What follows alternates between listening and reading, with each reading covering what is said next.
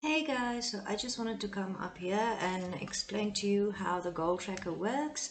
So what we can do, we start off here with start date and end date. So you can choose, you want it to be from the 1st of January to the 31st, or we can say till August.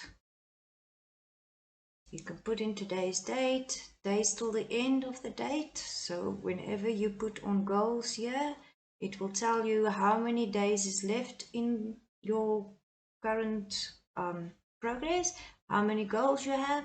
Here you will see how many goals you have and how many, how many months is there. Here you will have how many goals you have, and then when you click off one, it will close it off and it will give you a progress bar, which is kind of quite nice. Here you will change. So my date starts on a Monday and ends on a Sunday. So you will put in the date there and it will change the whole week for you. For instance, if we go on to the 15th, you will see it changes the whole week. Now, if you want it to start on a Sunday, you can change it, but I like on a Monday. As I said here, you will see if you tick on a box, it will close it off and the progress bar will show you. Okay.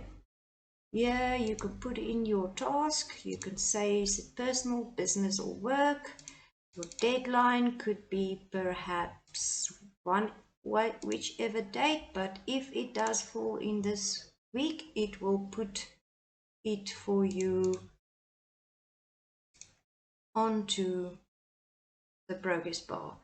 Here you can say is it low priority, medium, or high, and then there it will tell you how many days is left. I hope this helped and I hope you enjoy it.